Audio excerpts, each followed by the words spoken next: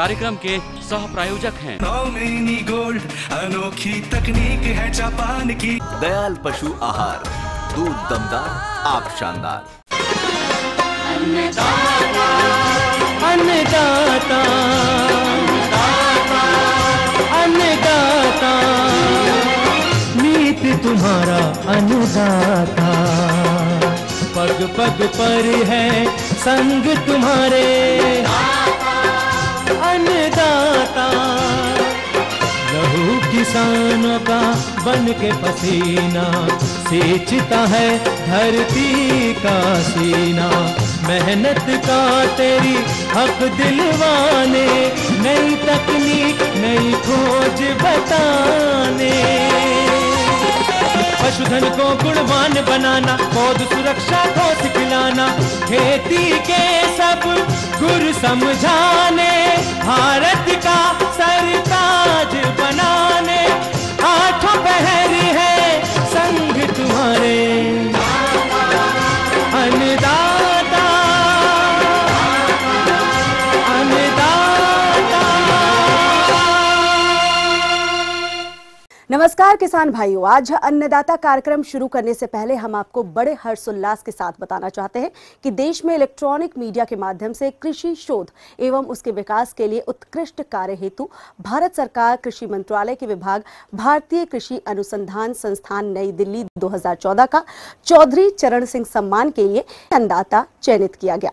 अब समय है कृषि अनुसंधान एवं विकास के क्षेत्र में उत्कृष्ट पत्रकारिता के लिए चौधरी चरण सिंह पुरस्कार की घोषणा का। ही एक पुरस्कार श्री जयप्रकाश सिंह को भी दिया जाता है। मैं उनसे अनुरोध करता हूं कि मंच पर आकर पुरस्कार ग्रहण करें।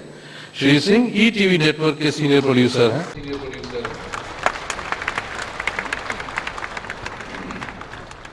ये कृषि प्रतिष्ठित राष्ट्रीय सम्मान चौधरी चरण सिंह पुरस्कार दिनांक 25 जुलाई 2015 को पटना में अपने देश के प्रधानमंत्री नरेंद्र मोदी के हाथों द्वारा ईटीवी हिंदी अन्नदाता के सीनियर प्रोड्यूसर जेपी सिंह को प्रदान किया गया, जिसकी अध्यक्षता देश के कृषि मंत्री राधा मोहन सिंह ने की। ये अन्नदाता इलेक्ट्रॉनिक मीडिया के माध्यम से किसानों की ये एक सेवा प्रदान करता है। इसमें हम लोग कृषि आधारित कृषि व्यवसाय आधारित कार्यक्रम को दिखाकर किसानों का सर्वांगीण विकास कैसे हो, देश के किसानों का सर्वांगीण विकास कैसे हो, उस हेतु हम लोग प्रतिदिन 4 से 5 कहानियाँ कृषि संबंधी दिखाते हैं, जिससे किसानों को लाभ हो सके। और इस अच्छे कार्य के लिए आज हमें माननीय प्रधानमंत्री नरेंद्र मोदी जी द्वारा ये चौधरी चरण सिंह बेस्ट जर्नलिज्म अवार्ड से नवाजा गया है। उसके लिए मैं धन्यवाद देता हूँ। ये प्रतिष्ठित राष्ट्रीय पुरस्कार अपने देश के अर्थव्यवस्था की रीढ़ और जीवन रेखा कहे जाने वाले किसान जो हर समय उपेक्षा के शिकार होते रहे हैं। ईटीवी के 11 क्षेत्रीय चैनल पर अन्नदाता कार्यक्रम के माध्यम से कृषि एवं कृषि आधारित सह व्यवसाय के समसामयिक विषयों पर कृषि से जुड़े लोगों के इलेक्ट्रॉनिक मीडिया के माध्यम से कृषि एवं कृषि सह व्यवसाय की जानकारी देता है। किसानों के नव परिवर्तन लाने वाले ईटीवी अन्नदाता कार्यक्रम के पीछे मुख्य संकल्पकर्ता श्री रामोजी राव एवं इसके मार्गदर्शक ETV news network head Shri Jagdish Chandra ji और ग्रुप एडिटर श्री राजेश रैना जी द्वारा कृषि एवं किसानों के विकास हेतु किया गया कार्य और किसानों की सेवा एवं सम्मान के तौर पर देखता है। और ये राष्ट्रीय पुरस्कार हमें प्रेरित करता है कि आगे भी हम अपने राज्यों के अनुसार कृषि तकनीक, प्रगतिशील किसानों के अनुभव, कृषि में नित्य नई हो रही खोजों को अन्नदाता कार्यक्रम के माध्यम से प्रसारित करके किसानों तक पहुंचाते रहेंगे, जिससे कि प्रदेश के किसान लाभान्वित हो सके और उनका स्थायित्व विकास हो और आय में वृद्धि हो। और यही अन्नदाता कार्यक्रम का संकल्प भी रहेगा। इसी के साथ अब चलिए आगे जानते हैं क्या है विशेष आपके लिए आज के कार्यक्रम में। अच्छी बढ़वार हेतु बासमती धान की फसल में किए जाने वाले कार्य।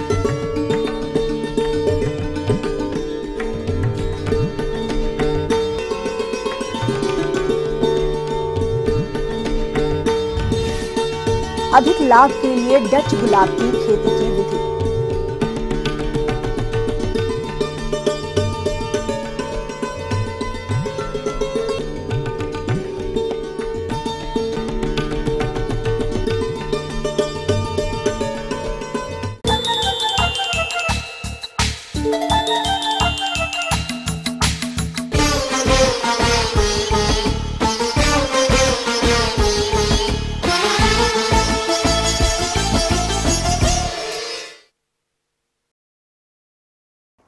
हमारे जिन किसान भाइयों ने बासमती धान की रुपाई कर दी है, उनकी फसल इस समय बढ़वार की अवस्था पर होगी।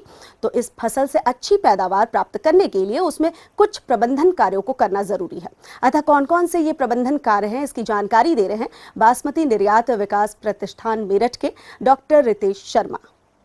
आज किसान भाइयों हम बात करेंगे रोपाई के बाद के प्रबंधन की।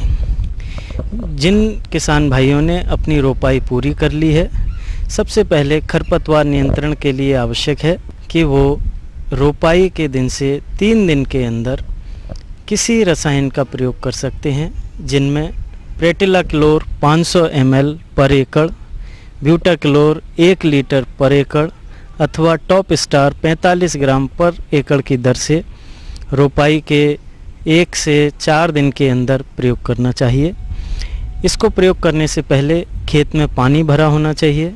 इस दवा को आप रेत में मिला के प्रयोग कर सकते हैं या आप 1 लीटर की बोतल ले लें, उसके अंदर पानी के साथ इसको मिला के और पूरे खेत में आप ऐसे ऐसे छिड़क सकते हैं। किसान भाइयों, अक्सर देखा गया है हम लोग ज़्यादा कल्ले निकालने के लिए, ज़्यादा टिलरिंग हो, इसके लिए विभिन्न तरह की दवाइयों का प्रयोग करते हैं, जो दुकानदार के कहने पर हम लाते हैं और अपना पैसा भी काफ़ी खर्च करते हैं। आपको ये जानना चाहिए कि कल्ले ज़्यादा बढ़ाने के लिए किसी भी तरह की कोई दवाई नहीं हो। यदि आप अपने खेत में कल्ले ज़्यादा बढ़ाना चाहते हैं तो आपका प्रबंधन सबसे उपयुक्त साधन है। आप किस तरह से अपनी फसल का प्रबंधन करते हैं। ज़्यादा कल्ले लेने के लिए सबसे अच्छा होता है कि आप प्लांट पॉपुलेशन पूरी रखें।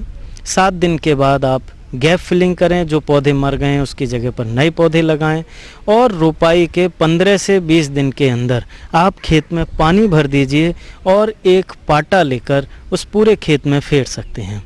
ये पाटा एक हल्की कड़ी हो सकता है, 5-6 बांसों को बांध के बनाया जा सकता है। इस पाटे को ऐसा बनाना है जो एक आदमी रस्सी बांध के आसानी से खींच सके।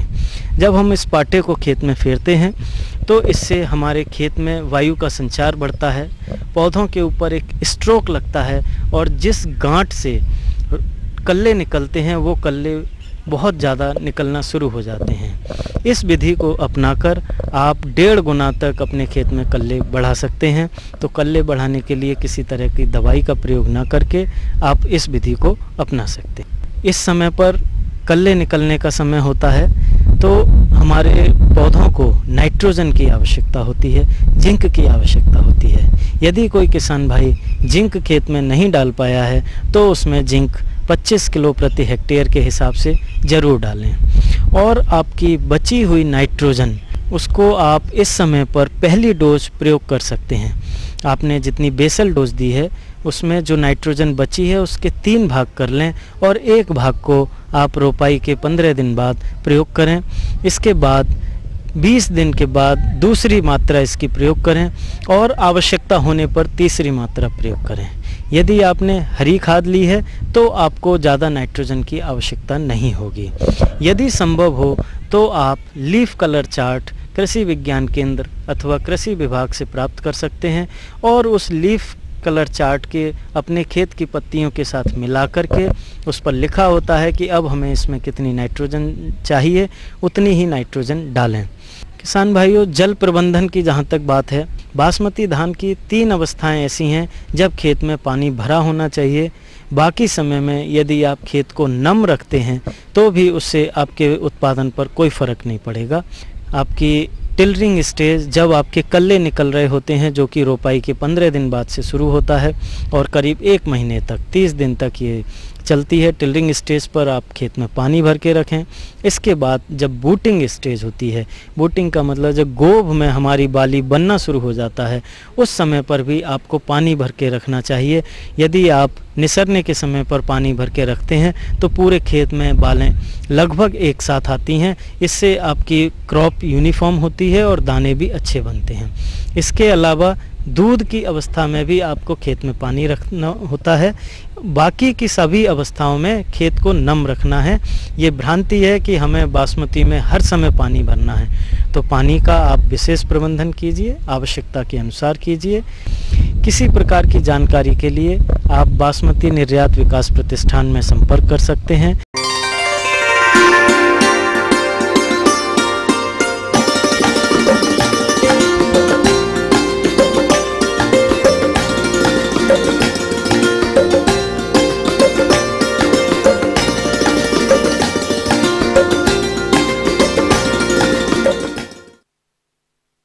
डच गुलाब की मांग दिन प्रतिदिन बढ़ती जा रही है, जिसको देखते हुए हमारे कुछ किसान भाई इसकी पॉली हाउस में खेती करना शुरू कर दिए हैं। इससे उत्तम और अधिक पैदावार प्राप्त करने के लिए कौन कौन से प्रबंधन कार्यों को करना जरूरी होता है, इसकी जानकारी दे रहे हैं एक प्रगतिशील किसान मुकेश कुमार खौड़ियार। गुलाब की खेती से हम कैसे लाभ कमा सकते हैं उसके बारे में थोड़ा सा बताना चाहूँगा कि ग्रीन हाउस जो बनाते हैं वो जो कंपनी वाले लोग हैं उन लोग आकर के बना के जाते हैं। इसमें नाली जो है हिसाब से मतलब एक समान बेड बने हमारे, उसका भी ध्यान देना पड़ता है। इसलिए जो बेड बने उसकी जो डिस्टेंस है उसको ध्यान रखते हुए इसमें जो काम करने के लिए जो मतलब फूल वगैरह तोड़ना है उसके लिए चलने के लिए अंदर में नाली जो बनाते हैं वो नाली लगभग 50 सेंटीमीटर की रहती है और बेड जो बनाते हैं हमारा वो 90 सेंटीमीटर का इसमें बेड के ऊपर की क्यारी रहती है और 1.5 फीट ऊंचा हमारा ये बेड बनता है। इस प्रकार से जब हम बेड की तैयारी पूरा कर लें उसके बाद में इसमें ड्रिप पाइपलाइन बिछाएंगे। ड्रिप पाइपलाइन इसमें 2 ड्रिप पाइपलाइन डालना है और जो टपक पद्धति बोलते हैं वो टपक पद्धति के माध्यम से इसमें खेती कर सकते हैं और कम पानी से कम बिजली बिल से अपन इसमें अच्छी खेती और गुलाब की कर सकते हैं। इसके अंदर में जो हम रासायनिक खाद डालते हैं वो 2 बोरा अपना DAP डाल सकते हैं और साथ ही साथ पोटास इसमें डाल दें और माइक्रो न्यूट्रिएंट जो न्यूट्रोबिनस बोलते हैं उसको जिंक को उसको डाल सकते हाई जिंक को डाल सकते हैं। इस प्रकार से 5 किलो उसकी ज़रूरत पड़ती है माइक्रो न्यूट्रिएंट की। और गोबर खाद ऑलरेडी हम पहले जो 8-4 का जो हमारा और 2 का रेशो है उस रेशो में हम 8-4-2 में इसमें मट्टी और गोबर खाद और धान का भूसा उसको मिक्स करके डाल सकते हैं। इसकी रोपाई करने के लिए हम क्या ये कहेंगे कि पौधे से पौधे की दूरी जो है 7 इंच रहना चाहिए और साथ में क्यारी से क्यारी की जो दूरी है वो 1.25 फीट की रहनी चाहिए। उससे क्या होगा कि हमारे पौधे की संख्या जो है वो ज़्यादा रहेगी और यदि हमारे पौधे की संख्या ज़्यादा रहेगी तो इसमें जो स्टिक आएगी वो स्टिक सीधी और लंबी आएगी। तो विशेष तौर पर गुलाब के अंदर में पानी की मात्रा बहुत कम लगती है क्योंकि ये पॉली हाउस के अंदर में है, इसलिए इसके अंदर में विशेष ध्यान देना पड़ता है कि पानी एकदम कम से कम रखें। साथ में जब अपना ये देखना है कि इसमें जब एक पौधे से 5 ब्रांचेस ना निकल जाएं, यदि इसकी जो मेन ब्रांच रहती है उसमें क्या है आँख बैठाल के इन लोगों ने कलम पद्धति के माध्यम बडिंग बोलते हैं उसके माध्यम से आँख बैठाल के इन लोग पौधा तैयार करते हैं। तो उसको अपने को मेन ब्रांच को उसको तोड़ना पड़ता है। तो उसको तोड़ने के लिए जो है उसको आसान तरीका बताया गया है कि हल्का सा उसको मोड़ना है। ये यहाँ पे साइड में एकदम नीचे से निकलता है, अपना जो आँख बैठाला गया है वो यहाँ पे ऊपर में बैठाला गया है। इस प्रकार से यहाँ पे ऊपर में अपना आग बैठाला गया है और ये काफी नीचे से निकल रहा है। तो इसको हिसाब से दोनों हाथ से तोड़ना पड़ता है, दोनों साइड में हल्का हल्का झुका देते हैं इस प्रकार से और उसके बाद ही इसको ऐसा हल्का सा खींचते हैं तो उसके बाद में ये निकल जाता है। इस प्रकार से इसको दोनों साइड में झुकाना है पहले और उसके बाद में ही इसको निकालना है। जो आग बैठाला हुआ गुलाब का डंडी जो है वो डंडी टूटना नहीं चाहिए। यदि वो डंडी टूट गया तो उसके बाद में वो गुलाब का झाड़ आपका बेकार हो जाएगा। इसलिए इसको निकालना बहुत ज़रूरी है, समय समय पर छटिंग करना बहुत ज़रूरी है। और उसके बाद में अपन जैसे प्रोडक्शन लेते रहते हैं तो अपने को ये भी देखना है, आज जैसे ये डंडी है, ये डंडी यहाँ से यहाँ तक की छूटी और पड़ी हुई है, इसको और दबा करके काट लें थोड़ा सा ताकि इसके नीचे से जो साइड ब्रांचेस हैं वो ज़्यादा से ज़्यादा अपन ले सके उसके अंदर में। अभी आप इसमें देख रहे होंगे जो छोटे छोटे कीड़े दिख रहे हैं वो माइट्स कहलाते हैं, लाल मकड़ी बोलते हैं इसको। और एकदम छोटे होने के कारण कई बार इसको लेंस से भी देखना पड़ता है। इसके अंडे तो और काफ़ी सूक्ष्म रहते हैं, उसको देखने के लिए अंडों को देखने के लिए विशेष तौर पर लेंस की ज़रूरत पड़ती है, साधारण आँख से इसके अंडे दिखते नहीं हैं। इस प्रकार से आप देख सकते हैं ये पत्तियों के पीछे साइड में इस प्रकार से पाई जाती है। यहाँ पे लाल मकड़ी से कलर चेंज हो जाता है, गुलाब पे भी फूल भी दिखना चालू हो जाता है। तो उससे क्या होता है कि थोड़ा सा एक आध क्यारी में भी अटैक आया है तो उसके लिए जैसे मेडन दवाई आ गई है, पैरामाइट आ गई है। जैसे मेडन है अपना तो वो 250 ml प्रति एकड़ के हिसाब से उसका यूज़ करता हूँ और आसानी से मतलब इसको सुबह के टाइम पे इसको कटिंग करना रहता है और गुच्छा बना करके इसको स्टिक के हिसाब से उसको गुच्छा बना करके हम इसमें ले सकते हैं, खेती कर सकते हैं। साथ ही साथ इसमें जो ऊपर में मतलब झिल्ली लगा दें थोड़ा सा तो उसकी सुंदरता और बढ़ जाती है झिल्ली लगाने से। और गुलाब के अंदर में विशेष तौर पे यही है कि बस उसका थोड़ा सा ध्यान दें कि उसकी छटिंग जो पत्ते की नीचे की है उसका पत्ते के नीचे की यदि छटिंग करके भेजेंगे तो और अच्छा रेट मिलेगा इसमें। ये थी कुछ उपयोगी जानकारियां। अब लेते हैं एक छोटा सा ब्रेक, जल्द लौटेंगे और कार्यक्रम में आगे हैं महत्वपूर्ण जानकारियां। बने रहिए हमारे साथ।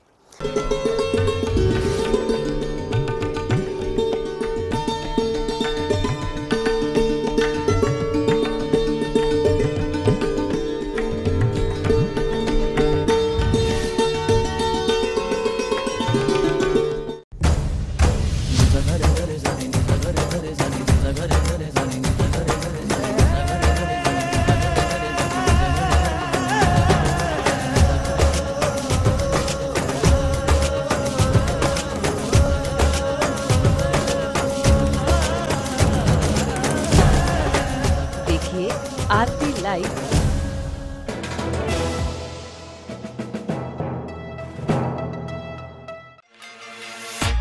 दुनिया देखी है, पर अपने देश की बात ही निराली है।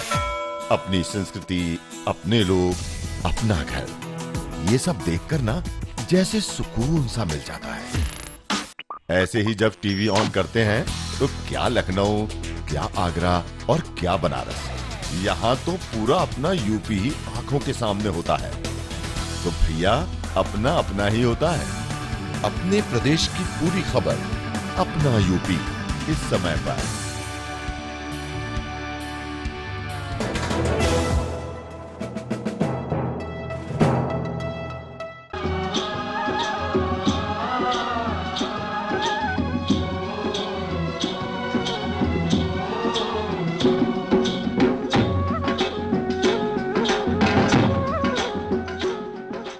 ब्रेक के बाद एक बार फिर से आप सभी दर्शकों का अन्नदाता कार्यक्रम में स्वागत है। बढ़ते हैं अगली प्रस्तुति की ओर।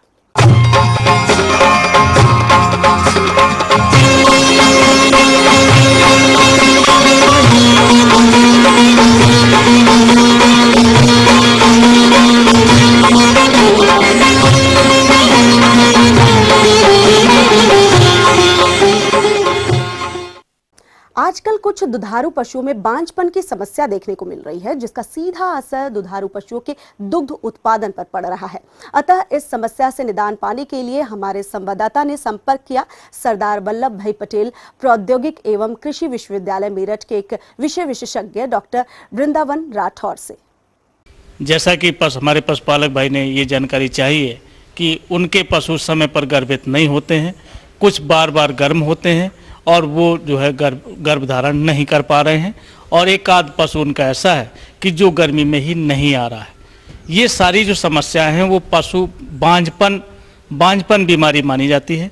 जो इनफर्टिलिटी है, पशु बांझपन जो सामान्यतः फील्ड में देखा जाता है, उसमें जो पशु गर्म नहीं होता है उसको हम एनिस्टस कहते हैं। तो ऐसे पशुओं को पशु चिकित्सालय ले जाएं, पशु चिकित्सक की परामर्श से उसमें बच्चेदानी की मालिश करा दें, और यदि गर्मी में नहीं आ रहा है तो ऐसी दशा में कुछ इंजेक्शन हैं जो प्रोस्टाग्लैंडिन F2 एनालॉग के आते हैं, उनको हम 5 ml प्रति पशु अगर इंट्रामस्कुलर लगाते हैं तो वो पशु गर्भित हो जाता है और गर्म समय पर हो जाएगा। फिर बात आती है सर्विसाइटिस की। सर्विसाइटिस का जो अर्थ है वो सर्विक्स होती है जो बच्चेदानी की, उसमें सूजन का आ जाना। कई बार ग्रामीण परिवेश में पशुपालक भाई अपने पशुओं को ऐसे पशुओं से गर्भित कराते हैं, सांडों से, जिनके प्रिप्यूस में किसी न किसी तरह का इन्फेक्शन होता है, और वो जो बाहर की गंदगी सांड द्वारा बच्चेदानी में जब लग जाती है तो सर्विसाइटिस हो जाती है। जब वो आगे बढ़ जाता है इन्फेक्शन तो मेट्राइटिस का रूप ले लेती है। मेट्राइटिस का जो अर्थ है वो बच्चेदानी में मवाद का बनना।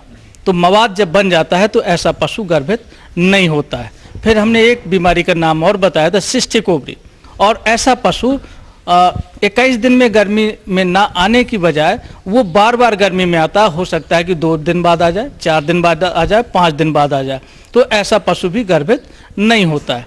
तो अगर हम इंजेक्शन लगाते हैं PGF2 अल्फा के तो निश्चित तौर पे ऐसा पशु 24 से 48 घंटे में 100% हीट में आ जाता है और उसको हम गर्भित करा सकते हैं। जो ये सारी जो बीमारियां बांझपन की, इनका ज़्यादातर जो रिलेशन है वो पशुओं का ठीक से खान पान ना हो पाना।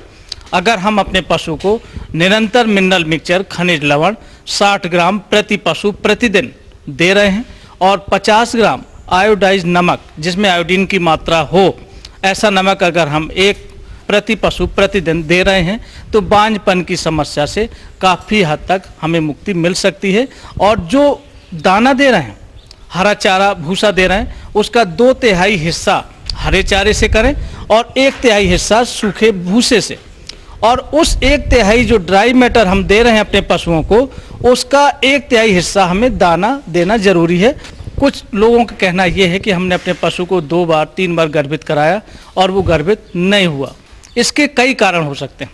पहला कारण तो ये कि जो सीमेंट डाला गया है कृत्रिम गर्भाधान के द्वारा, वो सीमेंट पूरा मोटाइल था या नहीं था। फिर दूसरा कारण आता है कि जैसे हमने बाहर से सीमेंट डाल दिया, सीमेंट डालने के बाद स्पर्मेटोजोआ और अंडाणु दोनों नहीं मिलेंगे तब भी गर्भित नहीं होगा। तो ऐसे पशु में जो LH हार्मोन के इंजेक्शन है, लुटेनाइजिंग हार्मोन, जो अंडाणु को बाहर रिलीज कर दे, ऐसे इंजेक्शन लगनी चाहिए। तो हमारे पशुपालक भाई अगर इस तरह की बांझपन समस्या से उनका कोई पशु पीड़ित है तो उसको जो नज़दीकी पशु चिकित्सालय हो, पशु चिकित्सक से परामर्श करके निदान कराएं।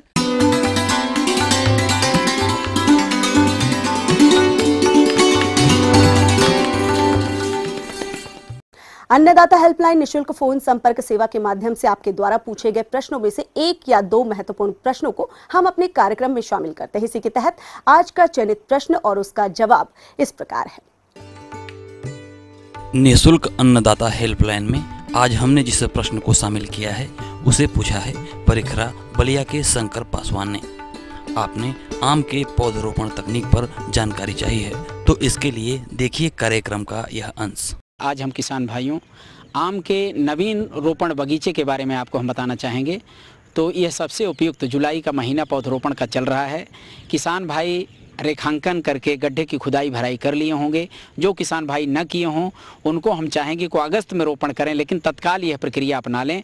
अपने खुले क्षेत्र को पहले चयनित करें। प्रयास ये करें कि खुला हुआ क्षेत्र जो हमारा हो, जहाँ पर आप रोपण करना चाहते हैं वहाँ पर जल जमाव ना होता हो, ऊंची मृदा हो, बलुई दोमट मृदा हो और थोड़ी भारी मिट्टी भी इसके लिए दोमट मृदा भी लाभप्रद होती है। ध्यान ये देना है कि सबसे पहले रेखांकन में हम किन प्रजातियों का चयन कर रहे हैं उनके हिसाब से आप इसकी पौधे से पौधे और लाइन की दूरी रखें। जैसे लंगड़ा, चौसा, दशहरी, गौरजीत, रामकेड़ा या गाजीपुर मिठुआ, निज़ामुद्दीन, जो भी प्रजातियां आप बड़ी विकास वाली आप चयनित कर रहे हैं उनके लिए कम से कम 10 मीटर और अधिक से अधिक 12 मीटर आप इनकी दूरी पौधे से पौधे और लाइन से लाइन के रखें।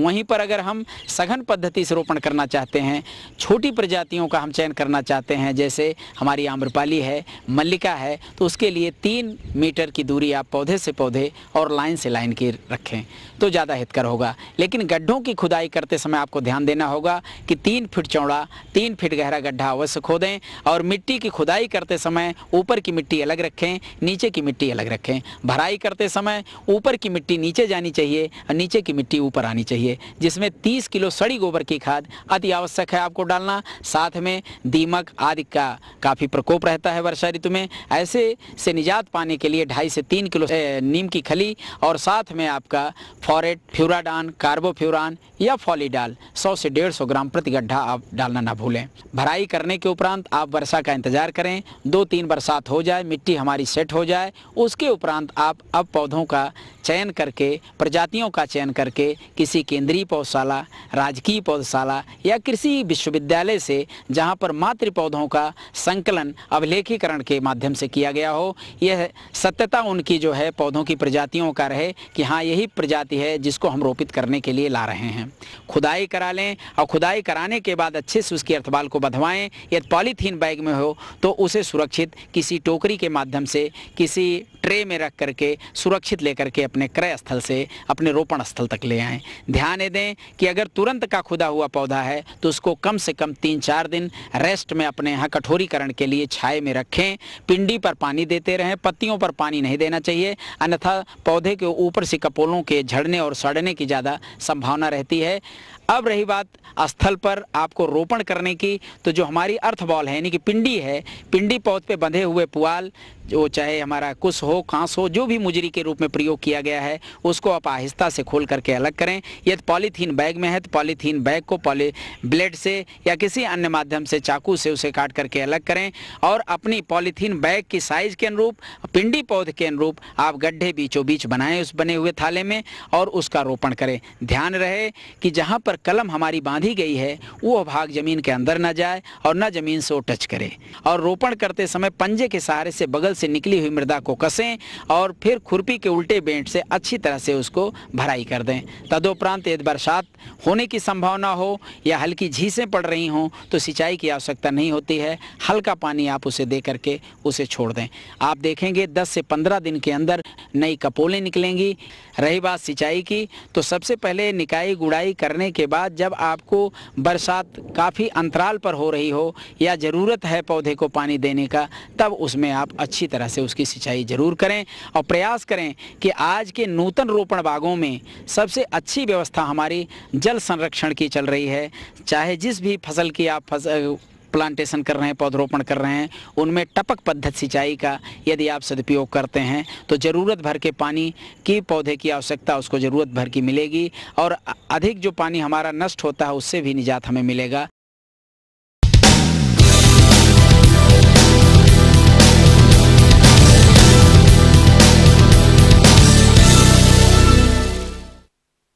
राज्य की विभिन्न मंडियों में कृषि उत्पादों के चढ़ते उतरते बाजार भाव की संक्षिप्त जानकारी इस प्रकार है।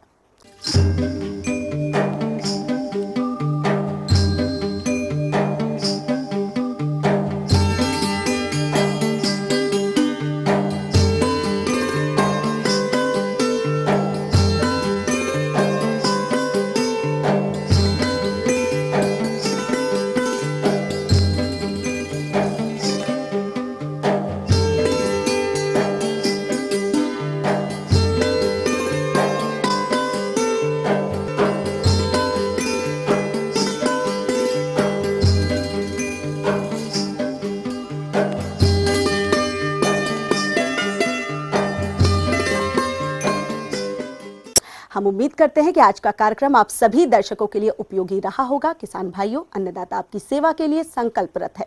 कृषि संबंधित समस्या एवं सुझाव के लिए आप हमें इस पते पर संपर्क कर सकते हैं। प्रोड्यूसर अन्नदाता ETV Uttar Pradesh Uttarakhand, Ramoji film city, Hyderabad 501512। साथ ही आप हमें ईमेल भी कर सकते हैं। हमारा ईमेल एड्रेस है annadata.up@etv.co.in। इसके अतिरिक्त आप हमें निशुल्क हेल्पलाइन नंबर 180010845999 पर सुबह 10 से शाम 4 बजे के बीच संपर्क कर सकते हैं। चलिए देखते हैं कल दिखाए जाने वाले कार्यक्रम की मुख्य झलकियां।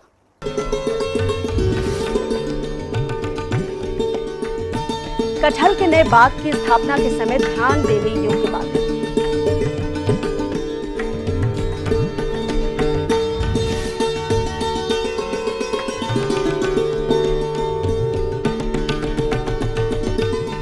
बरसात के मौसम में दुधारू पशुओं की देखरेख और प्रबंधन।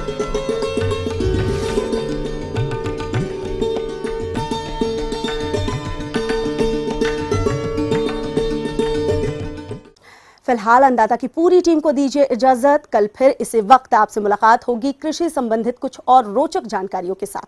नमस्कार।